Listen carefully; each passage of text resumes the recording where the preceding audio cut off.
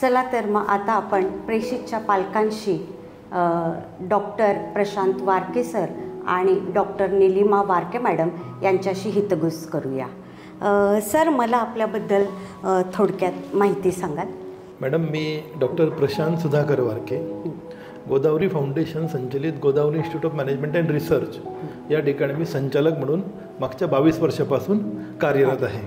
याचबरोबर आमचं मूळ गाव हे विदगाव जळगाव तालुक्यातील असून त्या आमच्या गावात आमची 1971 पासून ती ग्रँटेड अशी शाळा आहे आणि त्या शाळेचा मी 2018 अध्यक्षसुद्धा आहे. याशिवाय आमचं मेट्रो ऑटोमोबाईल्स म्हणून 1971 सालापासून एक स्पेअर पार्ट्सचं दुकान आहे आणि गव्हर्नमेंटचं सार्वजनिक बांधकाम विभागाचं सप्लायरसुद्धा आहोत. ते सुद्धा मी बघतो. असं दोन्ही तिन्ही मी बघत असतो. आणि मुलांचा जो विषय आहे तो मॅडमकडे. मॅडम, आपल्याबद्दल थोडक्यात. मी डॉक्टर निलिमा वारके. मला 18 वर्ष झाले की मी टीचिंग फील्डमध्ये आहे. आधी लेक्चरर, मग असिस्टंट प्रोफेसर, मग असोसिएट प्रोफेसर आणि आता 2 वर्ष झाली मी डॉक्टर वर्षा पाटील वुमन्स कॉलेज आहे SNDT युनिव्हर्सिटी त्याची प्रिन्सिपल आहे. आणि जॉब आणि मुलं हेच माझं फक्त ध्येय आहे. मी बाकी दुसऱ्या गोष्टीला इम्पॉर्टंट देत नाही. माझं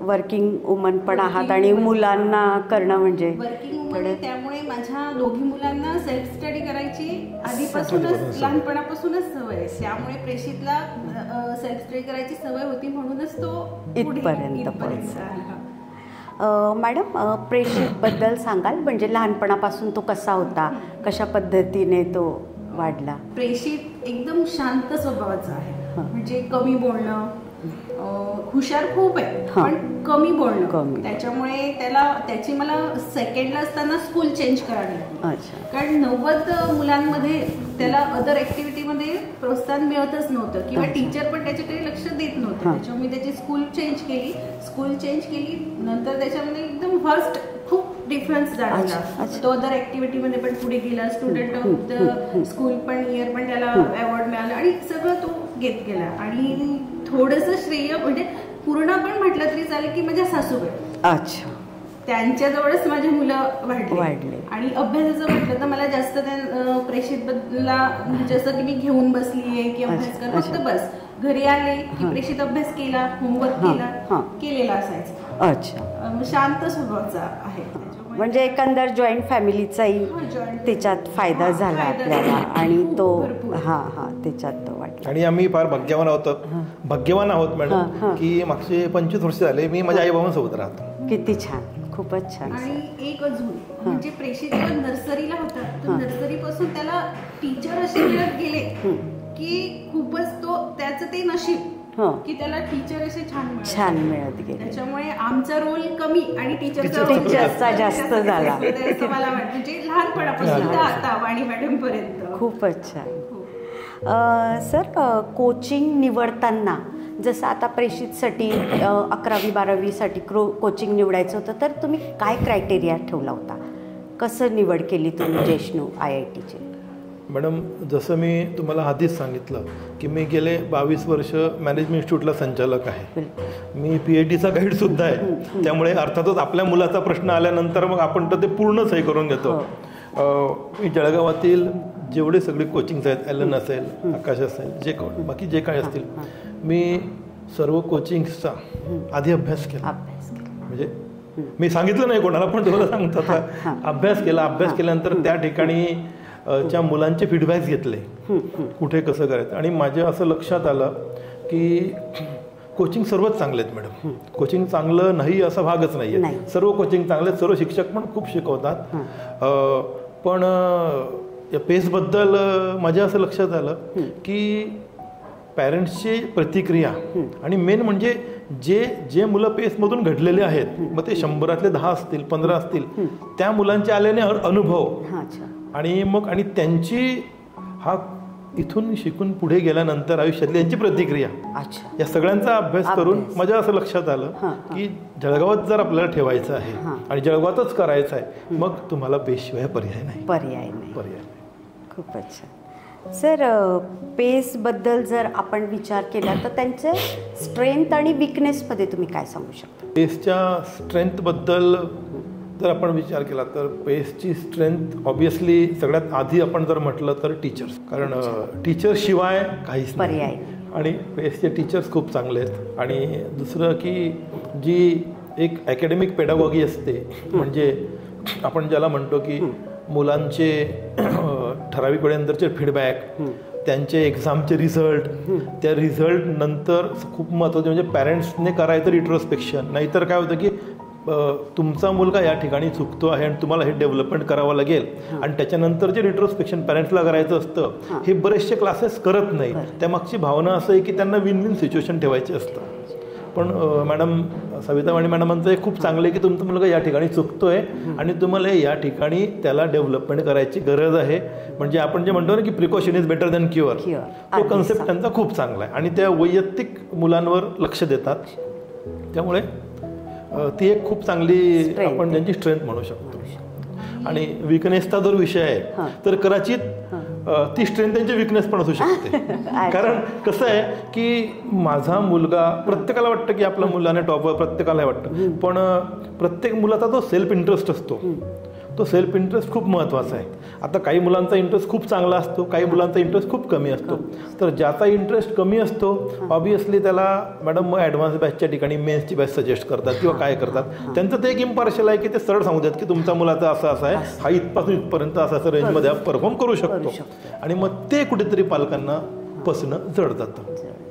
हा एक थोडासा आपण याला विकनेस म्हणू शकतो. पण त्या त्यांच्याकडनं ट्रान्सपरन्सी ठेवतात. आणि अजून एक सांगायचंय पेसबद्दल की इथे ना टीचर चेंज नाही होत. ते एक महत्त्वाचा स्ट्रेंथ आहे इथे, कारण मुलांना ना टीचरची सवय होऊन जाते आणि असे एकदम म्हणजे होतच नाही. आता 2 वर्ष आम्ही बघतो ना तर टीचर चेंजच नाही.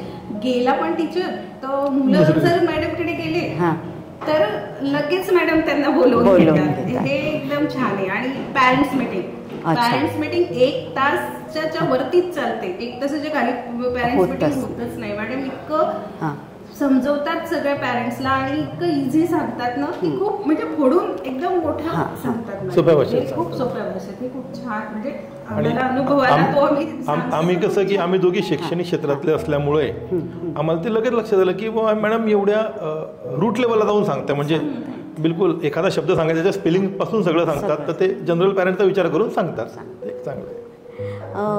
मॅडम मला असं विचारायचं आहे की तुम्हाला या 2 वर्षात प्रेषितचं कधी वाटलं का की तो थोडा त्याला मोटिवेशन कमी पडतं आहे किंवा त्याचं जे लक्ष आहे तिच्यात त्याला कुठेतरी भरकटल्यासारखं वाटतं आहे, तर तिथे तुम्हाला काही त्याला मदत करता आली किंवा पेसकडनं काही मदत झाली असं काही?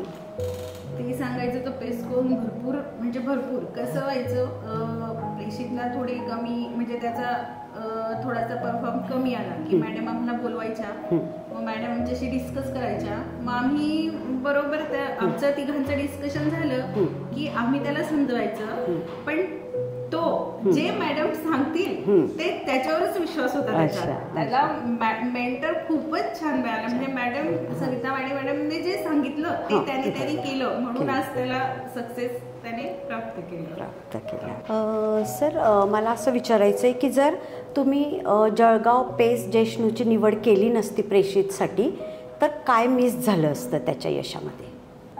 प्रश्न तुमचा फारच पॉइंट आहे. त्याला एक खूप चांगलं जे पर्सनल मेंटरशिप आहे ती मिळाली नसती. तुम्हाला मी एकच उदाहरण सांगतो ज्याला तुमच्या लक्षात येईल. 4 महिने बाकी होते, म्हणजे जानेवारी फेब्रुवारीच्या आसपासची गोष्ट असेल. मेडिटेशनचा फार जास्त रोल आहे मुलांच्या. त्याला मी सांगायचं मेडिटेशन कर. तो करायचा नाही, त्याने केलं नाही. त्याला मग मॅडमने सुद्धा सांगितलं की मेडिटेशन कर, त्याने केलं नाही.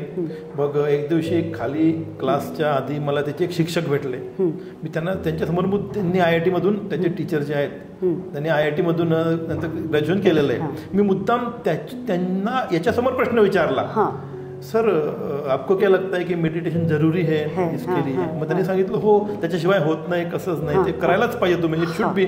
आणि दुसऱ्या दिवशी सकाळी प्रेषित न सांगता अर्धा तास मेडिटेशनला बसला. अरे खूपच छान. हे जी ही जी डिवोशन आणि समर्पण आणि समोरच्याने सांगितलंय म्हणजे ते ऐकून घ्यायची जी भावना आहे ही आमची मिस झाली असते, ही मिस झाली आणि नक्कीच याच्यावर परिणाम तर झालाच असता. कारण प्रेषितला सुरुवातीपासून पहिले एक वर्ष त्याला थोडा फोबिया असा होता की आपण बेस कोर्स केलेला नाही. त्याने बेस कोर्स केला नव्हता मॅडम. तो डायरेक्ट 11वी आला होता. जनरली मुलं 7वी पासून IITचं प्रिपरेशन सुरू करतात. त्याने 10वी पर्यंत काहीच केलेलं नव्हतं. त्यामुळे त्याला तो फोबिया होता की आपण बाकीच्यांपेक्षा कुठेतरी मागे आहोत आणि आपल्याला बाकीच्यांपेक्षा खूप मजल गाठायची आहे. आणि त्याला मॅडमने सांगितलं की तू करू शकतो, हनी सरांनी सांगितलं तू करू शकतो, पाणी सरांनी सांगितलं तू करू शकतो. मग ते तू करू शकतो हा त्याला विश्वास मिळाला. त्यामुळे तो कदाचित जर आम्ही इथे पेसला नसतो आणि आम्ही वेगवेगळे क्लासेस लावले असते तर कदाचित ते शक्य झालं. सर, आता जे येणारे विद्यार्थी आहेत त्यांच्या पालकांना पण हा प्रश्न असतो की आम्ही काय निवडावं, कसं निवडावं आणि काय क्रायटेरिया आम्ही लक्षात घ्यायला पाहिजे ॲडमिशनच्या आधी. तर त्यांच्यासाठी आपण काय मेसेज द्याल? जनरली सर्व पॅरेंट्सला हाच प्रश्न असतो 10वी नंतर, मुलाची 10वी होताना, की आता याच्या पुढे मी कुठल्या कोचिंगला लावावं. एक फार मोठा गैरसमज असा आहे की या क्षेत्राबद्दल की आपण इंडिव्हिज्युअल क्लासेस लावू, म्हणजे फिजिक्सचा वेगळ्या ठिकाणी, केमिस्ट्रीचा वेगळ्या ठिकाणी. आणि इंडिव्हिज्युअल क्लासेसमध्ये असं होतं की त्या इंडिव्हिज्युअल सब्जेक्ट्सची त्याची ग्रोथ होऊ शकते, पण त्याची जी कंपॅरेटिव्ह ग्रोथ आहे म्हणजे सर्व सब्जेक्ट्स मिळून त्याचा एक जो ॲग्रिगेट परफॉर्मन्स आहे तो निघत नाही. कारण यांचं वेगळं असतं, त्यांचं प्रत्येकाचं ट्यूनअप वेगळं असतं. त्यामुळे माझं असं स्पष्ट मत आहे की क्लास हा सर्व एकाच ठिकाणी हवा. एकाच ठिकाणी क्लास असल्याशिवाय त्याचं कंपॅरेटिव्ह ग्रोथ निघत नाही. दुसरं असं की क्लास चूज करताना आधी आपल्या मुलाची अपेक्षा किती आहे, त्याची क्षमता किती आहे आणि यातही महत्त्वाचं म्हणजे त्याचा इंटरेस्ट किती आहे. त्याचा इंटरेस्ट जो असेल त्याच्या इंटरेस्टच्याच माध्यमातून त्याच्या इंटरेस्टला डेव्हलप करण्यासाठीची अकॅडमी आपण निवडावी. आणि आम्ही फार सुदैवी आहोत की आम्ही ती पद्धत वापरली आणि आम्ही पेस निवडलं आणि रिझल्ट आज तुमच्या समोर आहे. पण यात फार मोठा रोल जो आहे हा त्याच्या स्वतःच्या इंटरेस्टचा आहे. मुलाचा इंटरेस्ट लक्षात घेतला तर पुढच्या आणि त्याला त्याच पद्धतीने आणि मॅडमसारखं मार्गदर्शन करणारा गुरु भेटला तर या गोष्टी सहज साध्य होतात. आणि ह्या ॲग्रिगेट वेगवेगळ्या क्लास, वेगवेगळे फिजिक्स असेल, केमिस्ट्री असेल, मॅथ असेल किंवा नीटसाठीचं बायो असेल, या सगळ्यांना एकत्र करून तुम्ही नॅशनल लेवलला कॉम्पिटिशनमध्ये कुठे मागे पडतायत हे तुम्हाला समजावून देण्याचं काम जे आहे हे एकत्र क्लासेसमध्येच होतं. त्याच्यामुळे आपण असं म्हणूया की हा जो एकत्र एका ठिकाणी मिळेल तो क्लास आपल्यासाठी निवडलेला जास्त चांगल्या विद्यार्थ्यांसाठी. सर, धन्यवाद आपल्या दोघांचं. खूप छान आपण माहिती दिली आणि याची निश्चितच पालकांना मदत होईल आणि आपल्याला खूप खूप शुभेच्छा. थँक्यू.